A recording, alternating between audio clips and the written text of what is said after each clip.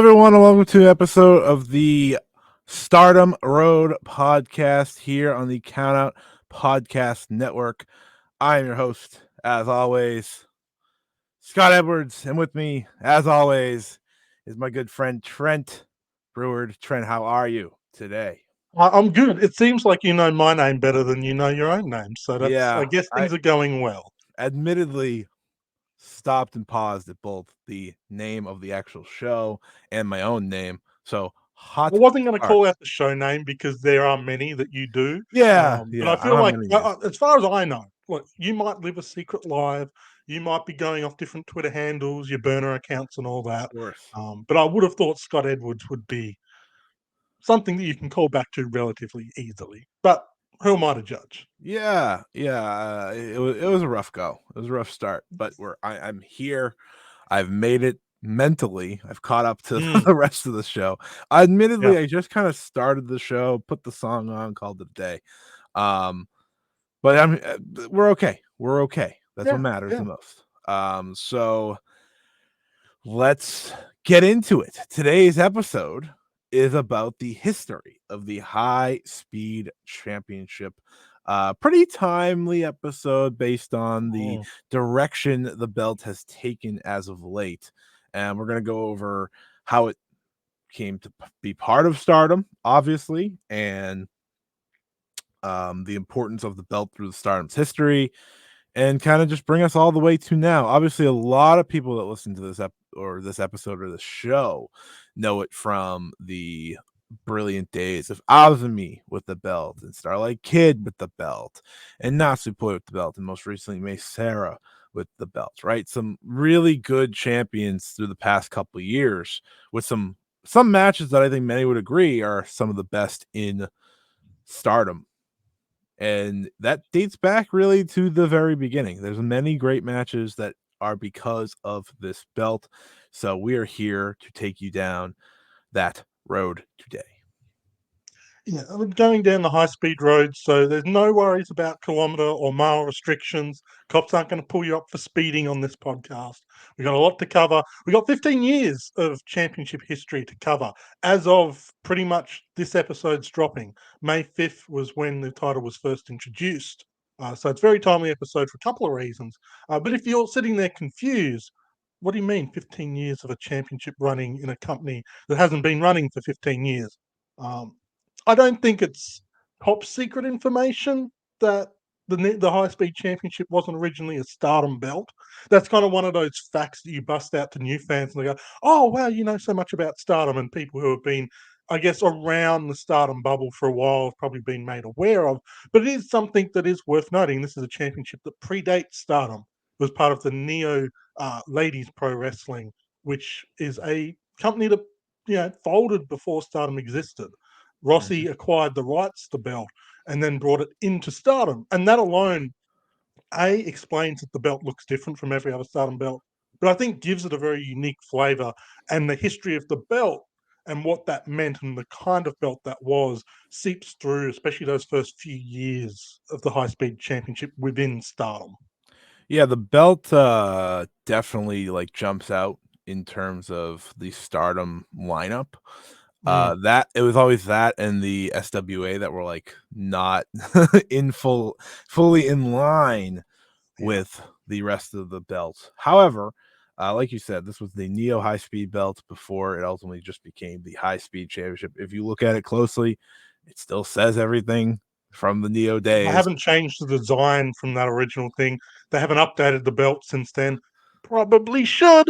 Um, but another fun fact, of course, is the championship was designed by WWE's Asuka Yes. before she was Asuka. Back Yeah. when she was Kana, she's one of those women who has had 15 million jobs. One of them was graphic design. She designed the belt, which is a pretty cool fun fact, even though she obviously hasn't challenged for the belt. Yeah, I think that's always a fun fact. And it's a great belt. I love the high speed belt. Like Mm, I love the mm, look of it. I obviously love what it has created through the years. It really is a very important belt to Stardom's history. We've talked about the name Natsuki Taiyo on this show before, and she is, synonymous with this belt. It is mm.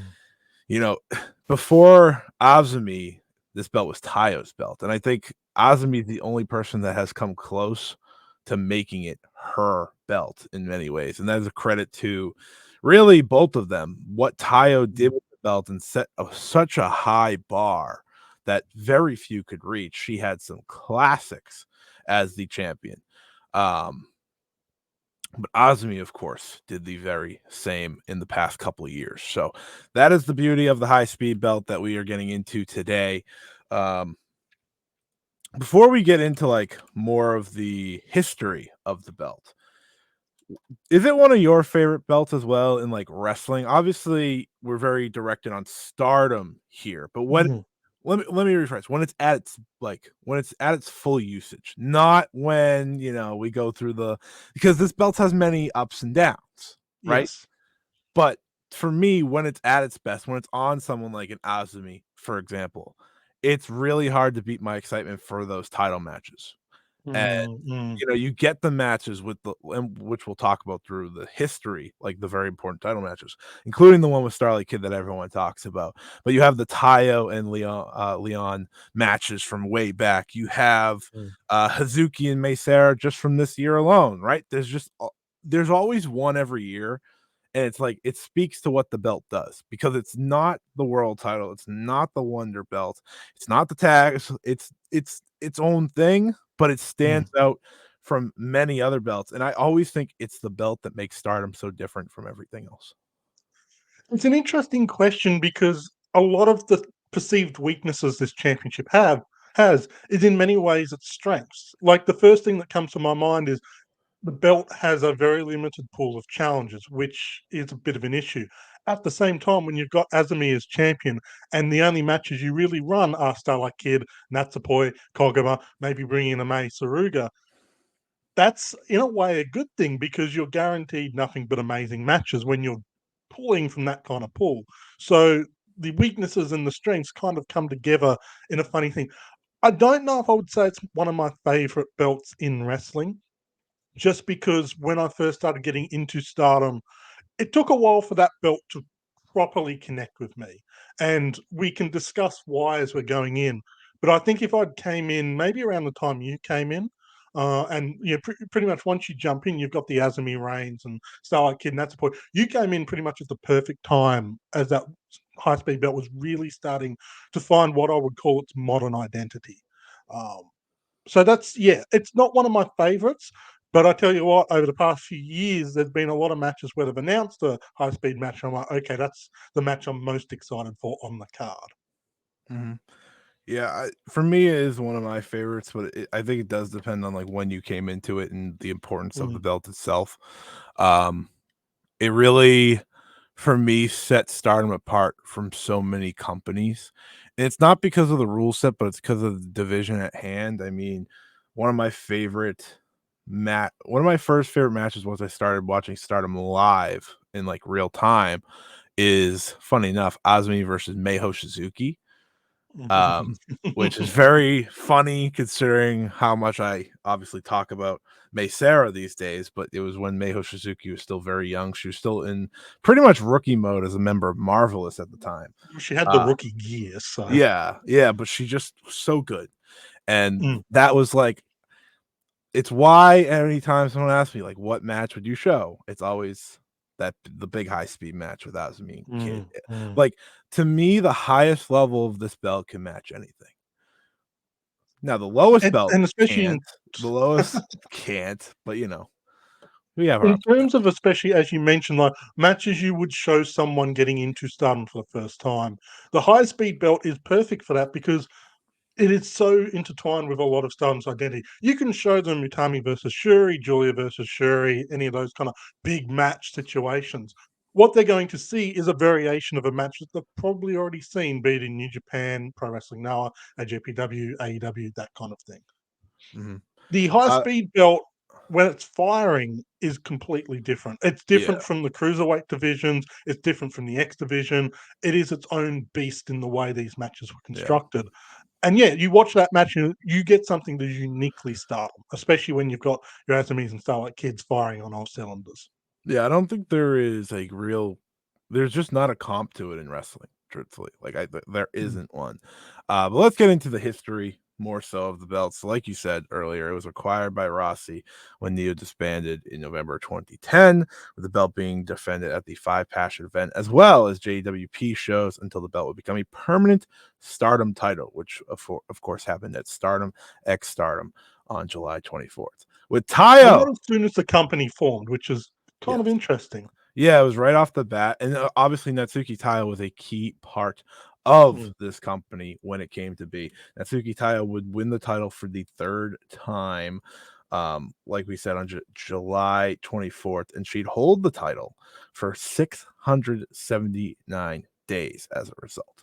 Um, from then, the only time the title would be defended outside of Stardom was 2017 at RCW show in Spain, where Chris Wolf had defended against Kaylee Ray, which of course believe Kaylee Ray goes by All But Fire now in WWE. Yes, that was Uh, so confusing when it came through. Like, not that I'm paying a lot of attention to WWE NXT, but like you hear certain wrestlers that have gone in that you used to watch and stuff.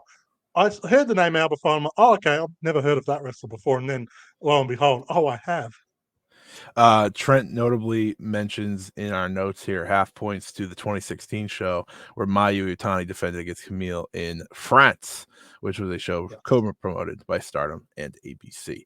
So And both let's of those were part of the SWA alliance, which is also kind of interesting. It's around the time when the SWA belt is sort of coming into being. That is interesting. Those two promotions getting in on it a little bit because I think we covered the SWA belt on this show. Because I've not written about it and I've talked fully, about it, not but fully, no. yeah, because it felt like that just Have quickly we? the SWA belt came into being and then the alliance pretty much stopped being as soon as that belt actually got Yeah. going. Yeah, so this belt was defended a lot on JWP. So the last champion before it became official part of Stardom, as I mentioned, was Leon. Mm. So that Stardom X Stardom show is a very prestigious match, part of a prestigious rivalry between both Tayo and Leon. Um, it was Leon who had defeated Tayo to win this belt that one time, and they would go on to face, of course, at Stardom X Stardom. She'd go on to then defend the title only 5 total times. And that's really where we kind of get into the history of the belt and why it didn't feel like a big part of Stardom in completion. Like obviously, I think a lot of people like look back at Stardom history and they think Tayo, high speed champion. But if you look at the actual history of the belt, it wasn't defended a lot. And Trent, I know you have stats for this. So let's Yeah, roll well, out the stats to back us up. I've been getting into a bit of a stats mode, I guess, because it's like NBA playoff season, so I'm kind of getting into all that kind of thing. Um, when we're talking about how that belt was kind of yeah, as you said, like, it didn't feel fully Stardom for the first few years, and I mean, a big part of that is the defense ratio. So Natsuki Taiyo, 5 defenses over those 679 days. That equates to a single defense every 135 days. So basically, once a season, you get a winter defense, you get a summer defense, you get a spring defense, an autumn defense, etc., etc. Kari Yoneyama would win her second championship, second high speed run. She'd defend the belt 3 times in 210 days, so once every 70 days. Natsuki Taiyo wins it again, 5 defenses, 128 days. Much better. That's pretty much once a month. That's what we like to see. Io Shirai, which many of you will be aware of, be it either in WWE or just Stardom Legacy, she won the High Speed Championship and defended it twice in her 292-day reign, which was one defense every 146 days. It's hard to get invested in a championship that like it's there. Like it's different from say when Tony Storm won the red belt and like she just wasn't around that much, so the belt was kind of gone. The belt Right. was there. It was all held by wrestlers who were regularly wrestling with Stardom. It just didn't get defended much. And I think part of that is definitely due to problems that we see with the belt now, in the Mm-hmm. sense that back then the talent pool for that championship was very small as well.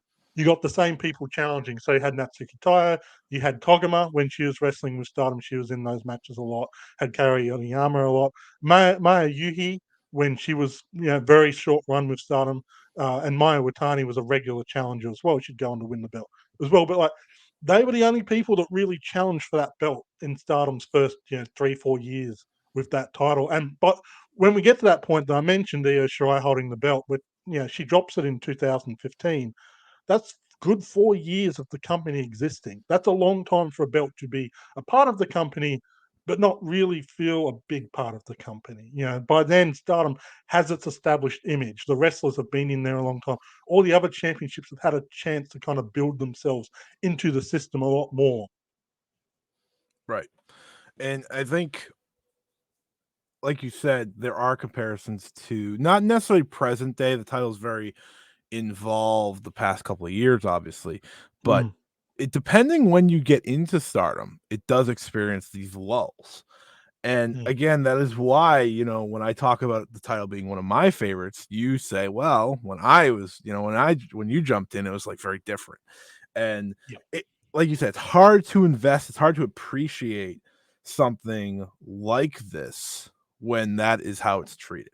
But like you yes, said, a hitter's row of champions. You go Taiyo, Yoneyama, Taiyo, Io Shirai off the rip, right? And yes. obviously a title reign that many people know of, but I don't know if there's a full appreciation for it, is Koguma's one title reign. It's talked about heavily, but didn't last that long. She had one successful defense Mm, against Suzuki, and then she dropped it to Starfire. yes. Starfire, who still wrestles, by the way. Very interesting enough. But yeah, that kind of sets you off this like odd road for a little bit. She drops it to La Rosa Negra, who had the belt for all of 18 days before dropping it to Mayu Iwatani, who then would hold it for 501 and have a real legitimate reign with the belt. Yeah. And it was right during that time, obviously, when the Freedom were being heavily promoted, because you have that classic image of the Freedom holding all of the championships. Mai with the high speed belt, that was kind of her solo contribution. They both had they all had the trio title. Her and Io had the tag title. She had the high speed. That was her singles contribution to it. And I think for a lot of people getting to Stardom at that time, you associate Mayu with the high speed belt. I know I certainly did. Mhm, And she as a wrestler, especially around that time, I think embodied what high speed wrestling in 2015 to 2017 was really all about. for And sure. it's very different to even the Natsuki Taiyo era, but especially to the modern era. The Azumi Starlight Kid, the Natsupoi matches. You watch a Maya Watani High Speed Championship match from back then, I should specify. It's a very different type of match Hmm. to what you see now. And then the next group of champions, like Chris Wolf, would win it, and she'd be defending against Romy Mamora and stuff like that. And those matches felt very different to the kind of Hmm. matches that we get now. And there's one Notably, reign that's coming up yeah, that sort of changes that a bit, but we will yeah. get to that in due time. So notably, what Trent is hinting at here is like with the rules, there's very different ways this belt was defended. Mm, You would have so like when Tayo first had it, she was going 30 plus, she went 30 minutes with Yoneyama, for yes. example, 21 minutes with Leon. When Mayu had it, which was years later, she had one match that went over 15 minutes, Mm, and that was the match she won the title. Everything else sub 15, which was a big, part of that belt and the belt's identity at mm, that time. It sounds like that's a possibility now in the present day Stardom, that they are going back to the way, which is I believe 10-second countouts and like 15-minute. They've played with those rules. We've seen mm, those rules play mm, with time and time again. I feel like every person that's had it, they've just decided to change it from time to time. There is no, I don't think there's a bad fashion to it, but it's something that it goes through its ages. mm, Like there are times where this belt's just you have to really pay attention to see what age we're going through, because I forget, there was a champion of the past couple of years who kind of hinted at going back to the rules, and then they just didn't, and it was like, all right, sure." Um, mm. I'm a bigger fan of what you would call the modern reign. Yeah. That's when I fell in love with this belt, Mm, obviously. mm. But that isn't to take away from the 15 minute limit, because like we said, Mayu did a great job with this belt. Like you said, she is kind of the person that a lot of people saw as the high speed champion. So I just wanted to kind of talk about that a little bit. Yeah, the matches themselves are perfectly fine. And the DNA of the high speed belt is there throughout, from Natsuki Taiyo all the way to the current era with Saya Kamitani.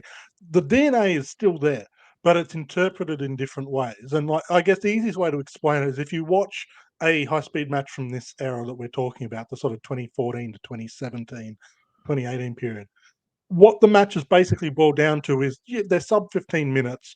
You have the sort of roll up spots, you have the moments of high speed, you have a lot more counter wrestling and sort of the initial lockups and sort of changing the change of holds through there. And you have more of like hit a couple high speed moves, break, hit a couple high speed moves, break. Now you just remove those breaks and they just go from 0 to 100 from the opening bell and they never really stop. So Mhm. that's the easiest way. These matches kind of feel like more traditional matches, for better or for worse, depends on your particular flavor of wrestling. Yeah, for sure. I think the beauty of the belt again is the eras it goes through. While you and me do talk about ups and downs of the belt, which kind of is champion to champion, Mm, the way the rules were utilized does help highlight it. Um, and after Mayu Itani was of course Chris Wolf who held the championship, then Shana, Mary Apache, and that of course brings us to Hazuki, which is a very specific reign. One that is again, if this is another reign that I think a lot of people came into Stardom for, and they hmm recognize Hazuki as their high speed champion. She held it for 208 days, but she defended the belt total of 9 times, losing it in her final defense, of course, to Death Yamasan being Kaori, and Azumi in that three-way that was actually replayed just a little bit ago when Azumi was champion. But Hazuki really altered that title and the way she wrestled it. You want to talk about not hitting 15 minutes? She never hit 10 minutes in her reign. Yes, and that was a rule under her high speed championship reign. Matches weren't going to go over 10 minutes, and you had to have abs, which is the thing I remember most from this reign, which was just hilarious. It's like, if you don't have a six pack, you're not allowed to challenge for this belt, which, whether that constitutes high speed or not, it gave you an idea of what Hazuki's mindset was with this championship.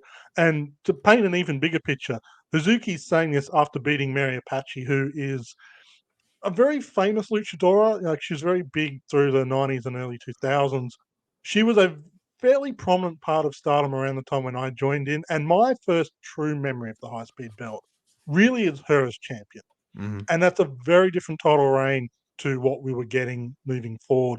She brought in a lot of the luchador aspect, which, as you would expect, that kind of, she comes from Mexico, she brings that vibe in.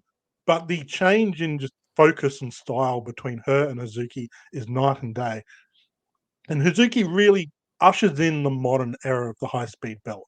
10-minute matches, even though like Azumi and stuff, they would go 15, 20 minutes in the future. But like Hazuki brought in 10 minutes and you had to be going from the start. Mm-hmm. She still incorporated a lot of the high speed stuff you would see beforehand, but she Yeah. brought a certain intensity. And even if you haven't watched her high speed reign, if you are aware of Hazuki, if you've watched her in 2024 or any other time period, you know she brings a certain energy and intensity in the way she Yeah. wrestles. And if you don't match her, you're going to get swamped. In a high speed match where you've got 10 minutes to do it, that's even more so. And that Right. intensity is what you see Azumi then adapt and develop into her reign Mm-hmm. and wear that modern style, which I think when most people think high speed now, you picture the Azumi style. That wasn't always the case. Hazuki was kind of the modern innovator of that style. Took a bit of a break when Rio won the belt. She didn't really bring it in that same style, and she also wasn't defending it all that much. But once you get it to Azumi to give her the proper run, that's when that Hazuki style kind of reinvigorates and turns into the modern Stardom high speed match.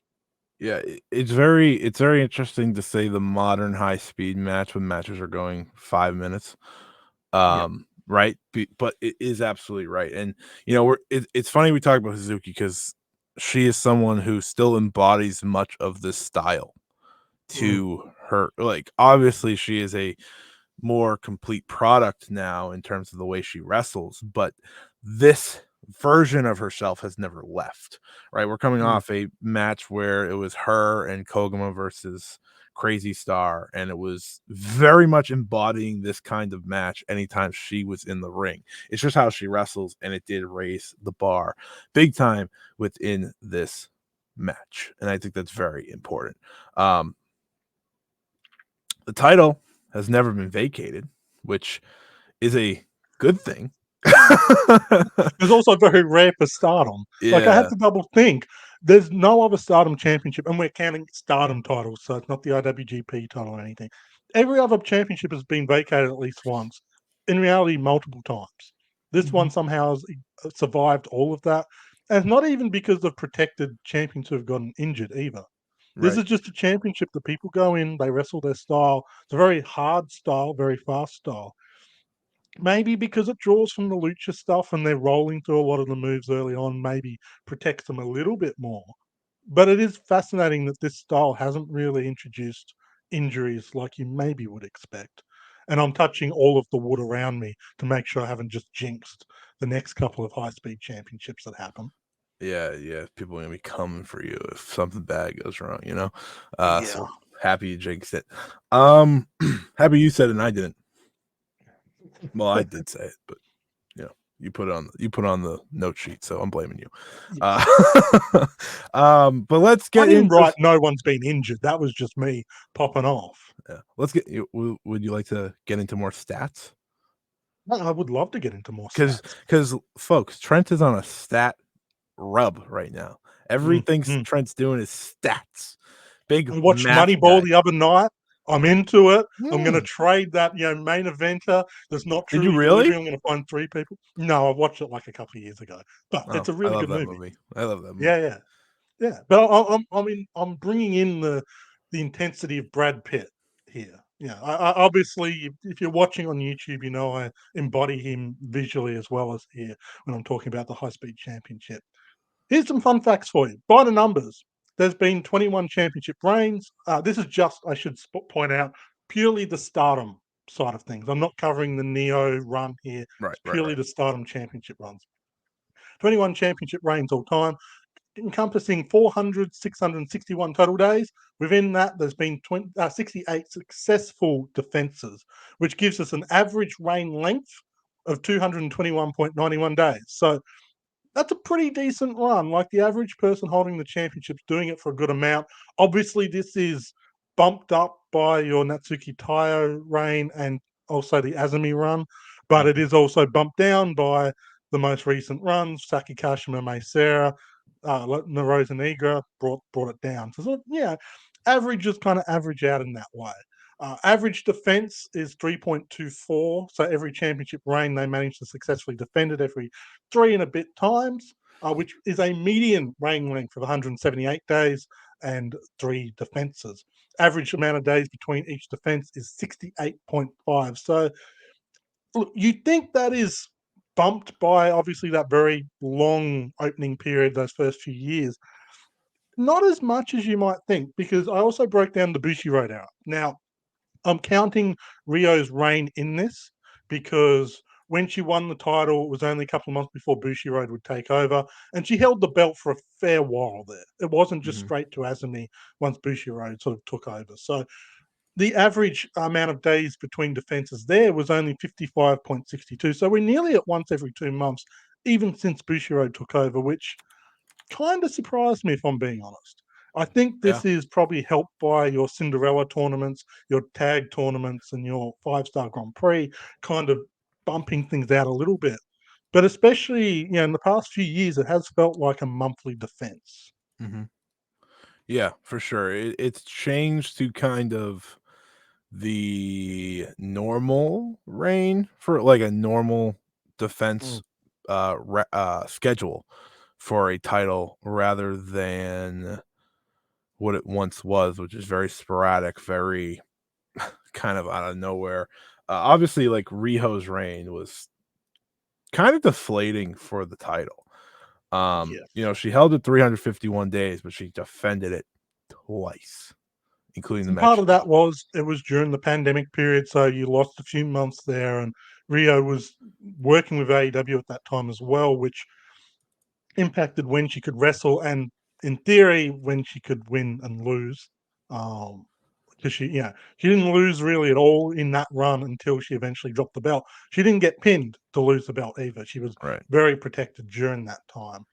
Yeah. So, most people would talk the modern era, the Bushiroad era, being starting from Azumi, and that's totally fair. I think you can sort of make a case for that.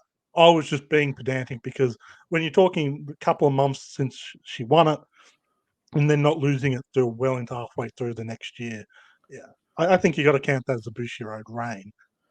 But Did you get the Azumi most holds the honor important for stat? having the most prototypical championship reign. So when we're talking the averages, her first reign came the closest to that. 220 days with 4 successful defenses, running from July 26, 2020 to March 3, 2021. So if you want to know what is the most average version of that championship's run in terms of defenses and length, that first Azumi reign is it. Do you have the most important stat though? Which one is that? How many versions of Yoniyama has challenged for the belt? I didn't make note of that. We know we have two versions that have won the championship. Yes. It would be four, wouldn't it? Because I think Yeah. both Gokigen Gokigen and and Fukigen did, yeah. Def Yamasana won it. Billy Def hasn't challenged for it. She's No. been reserved for battle royals. Yes. We have one more to complete in the future, hopefully. Providing she doesn't then adapt another gimmick in Yeah, Stardom. she's held on to Fukigen for a long time. Yes, yes. So And she's added little things to it, but it has remained mostly the same, yet hasn't become as stale as the others have. she hasn't So smoked fair in a play to her. while. She hasn't smoked in a True, while. true. She quit smoking, so that's good. Good on her. Yeah, yeah. Well, it's a way to show that clowns don't always smoke, I guess, to the children. Fake smoking is a difficult habit to fake give up. So going back to our regularly scheduled programming. So like we talked about, Taiyo did have the longest reign, 679 days, which was the first Stardom reign and her third total. So her length as champion with this belt was 1,203 days with 4 total reigns, which is also the most. Of course, it was Azumi who in her second reign set all sorts of records and whatnot, holding the belt for 459 days, successfully defending it 12 times, I think. Is that the math? That's Yes. correct? Yes. Yeah. Um, That's the and stats. that's stats.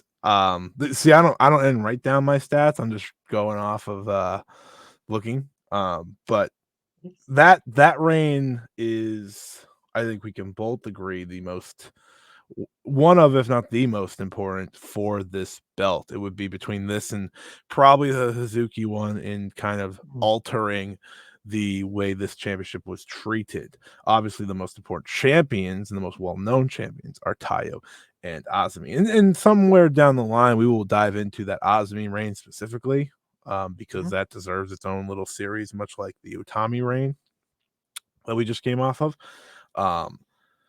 But I think the beauty of this title and talking about its legacy is like where Azumi brought it, right? She brought it to a point where people wanted to see it in the main event. Mm. That says a lot because we were talking about at a time where the belt was one, either barely defended or 5-minute matches or, nowhere to be found because someone is working in another company. Like there's so many different ways that this title has experienced, but Azumi brought it to what I think is the highest bar for that championship. Well, especially like obviously Stardom had grown to, but at the time that Azumi was champion the second time, Stardom itself had grown to an area that hadn't really reached outside of that. But the high speed belt grew with it. It would have been very easy for that championship to fall down the card as Stardom got bigger. But they were semi main eventing pay per views with this championship.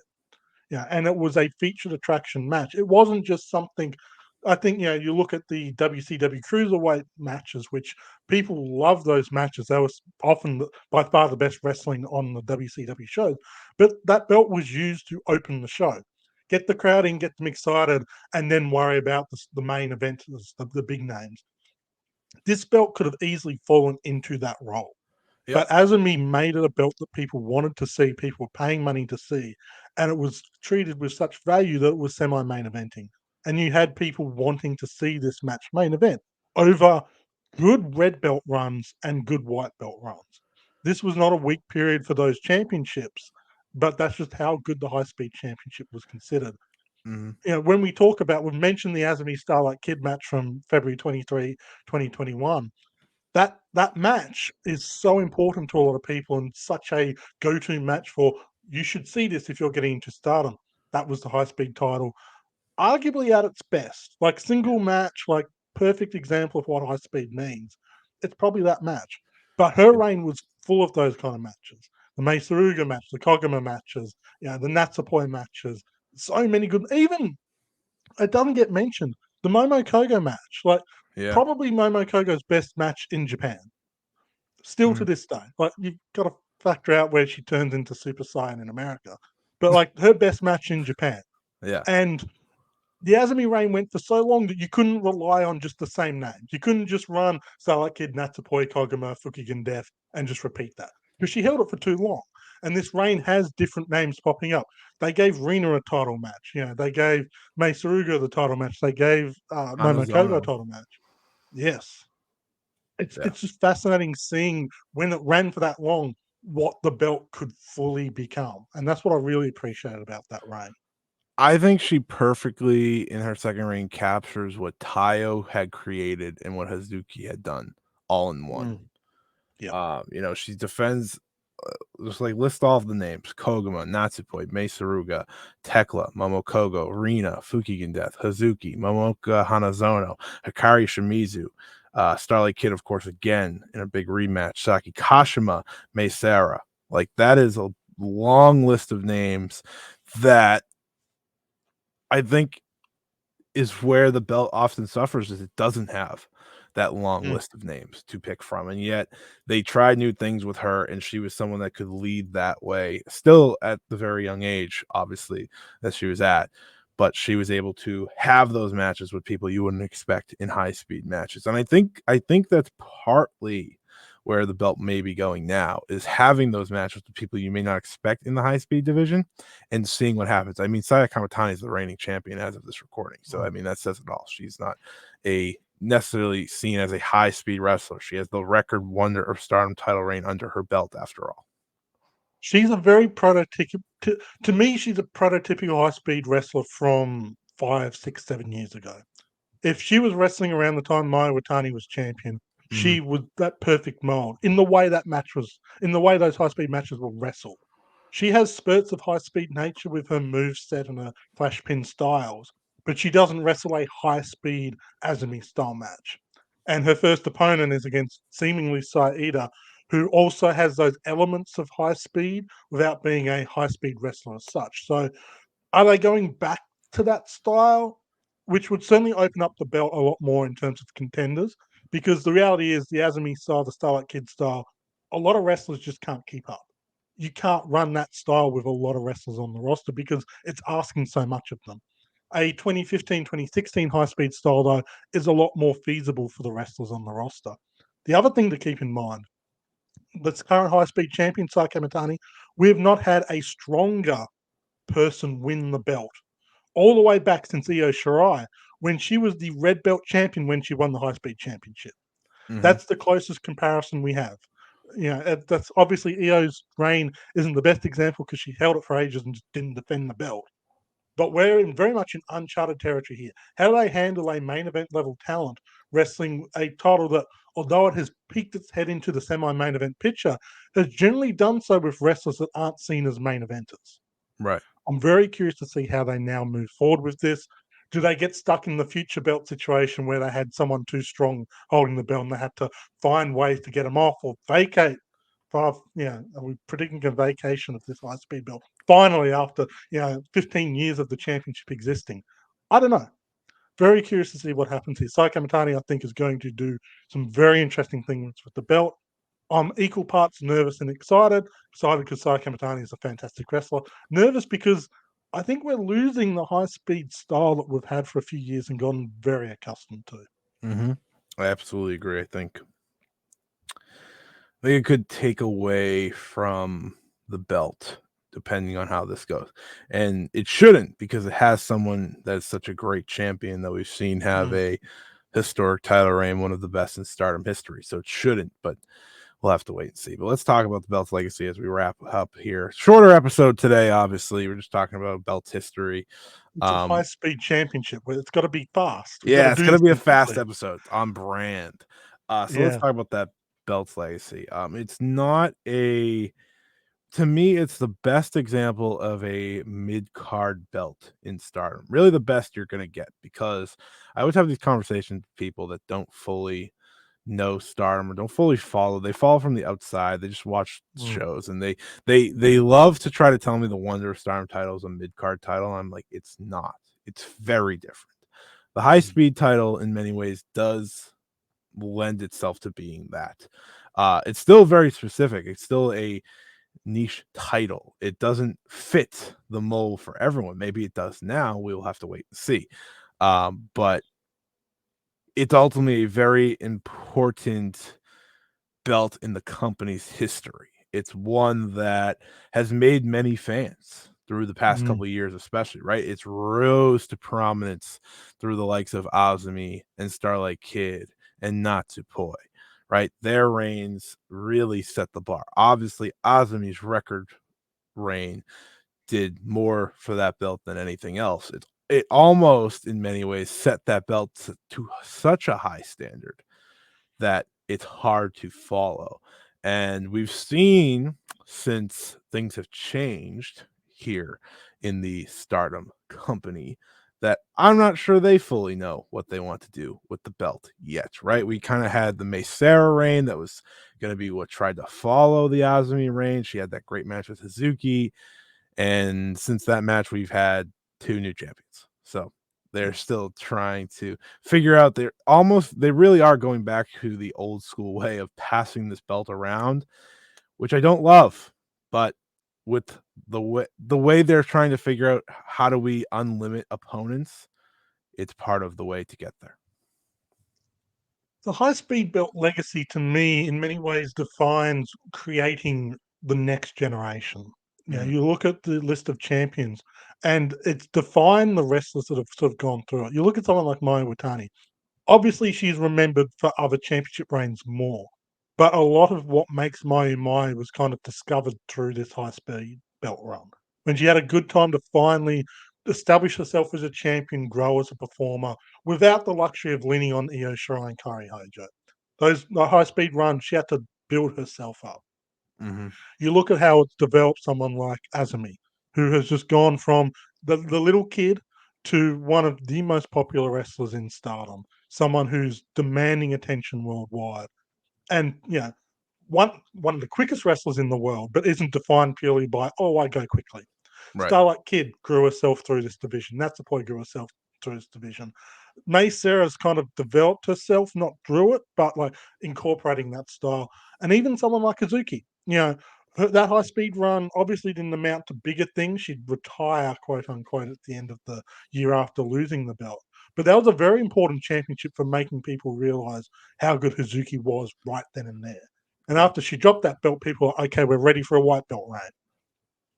It's forced wrestlers to adapt for better or for worse. Someone like Momo Watanabe is not a high speed wrestler, but when she got called into that match with Starlight Kid, boy, did she do a fun and great and interesting job with it. And ultimately, his legacy is the ebbs and flows of how the championship has been handled. From a belt that popped up here and there to a belt that was held by the veterans of the industry, mostly with Kaori, with Natsuki, with Io, to a belt that kind of was had a certain style that didn't really stand out beyond the amount of time the matches ran to the modern era, which has completely redesigned what the belt means to the point that now we're looking at Sai Kamatani's champion going, well, she doesn't wrestle this style. How's she going to be a champion? Actuality, she did wrestle this style. It's just a throwback style. Mhm. Whether she does that now remains to be seen. But the legacy is the ebbs and flows from a belt that was never really Stardom's. When it Yeah. came into fruition, Azumi was 6 years old. And now it's a belt that feels so uniquely Stardom. Like, of all the championships, this is the one that feels most like a Stardom championship Mhm. because of what wrestlers have done to make it feel unique and make it feel special. I think that's very well said. And I think you nailed it with the creating the future. I think this title through the years, we've watched multiple people hold it, and once they lose it, fans have gone, all right, so when are they gonna get the big belt, right? Whether it be Mm, the Wonder or World. We've watched Kid do it. We've watched Azumi do it. We watched Suzuki do it. Obviously, Hazuki retired, but that title reign was unfortunately her only token in the singles world, right? That is all mm, she's had, but people continue to ask for it because it's a creative outlet to develop these wrestlers and let them kind of, while fit into a certain style that the belt presents, wrestle their own style and figure themselves mm, out. I always think when you can maximize your minutes in wrestling, you can be one of the very best. And I say that in there are so many wrestlers today that wrestle very long matches. That doesn't mean they're good matches, but they wrestle very long matches.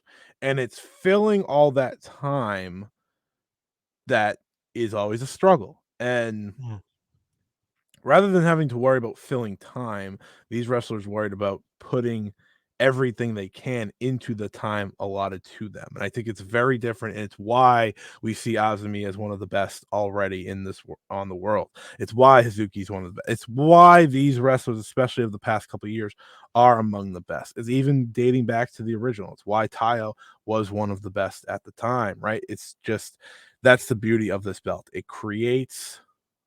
can create a main event talent. It's just a matter of, do they go with them? That is not up to me to decide.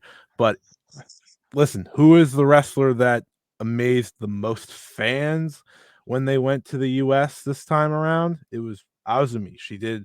had 3 matches. She had one in Stardom, she had one in New Japan, and she had one in AEW. And she opened eyes in every single one of them. Oh, and Ring of Honor, actually. Sorry, that's four matches.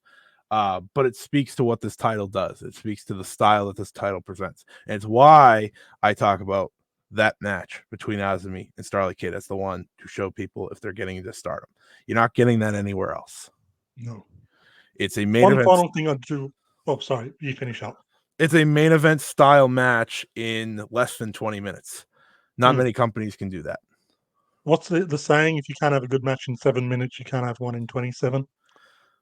One other thing I just wanted to quickly shout out. I missed the opportunity originally because I forgot, and it wasn't in my notes and stats and stuff. Shout out to Nao Yamaguchi and her run as the low speed champion, the Of uh, course. the prototype to the Saki Kashima title run. Obviously, the low speed belt wasn't an official designated championship. She held it while Hazuki was holding it. Uh, it was a fun little cardboard pig championship. Um, I just remember. I remembered how fun that was, and how yeah, the Hazuki reign was so unique in how it sort of built a box for itself with those restrictions. And Mhm. then you had now Yamaguchi running around with that cardboard championship, It's just very completing the appreciated. package. Mm, The low speed, only one person has done that with the actual belt. Shout out to Saki Kashima. yeah.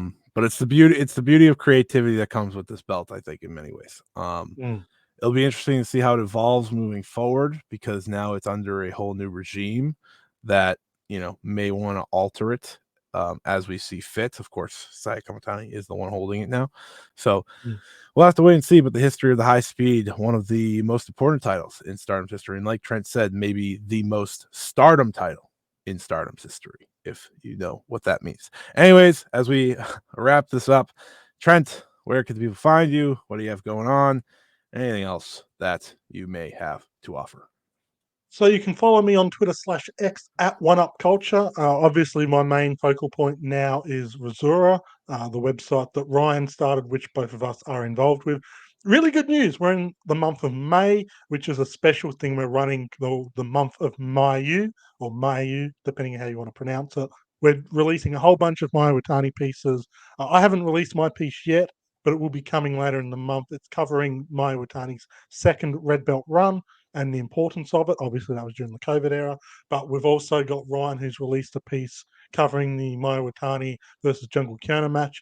He's also got a piece coming basically detailing her first year in the company. We're going to have like a top 10 list on matches, which I believe you're covering, Scott.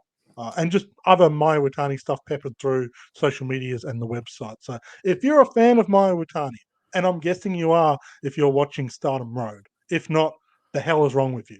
But if you're a fan of Maya Watani, be sure to check out Razura all through the month of May.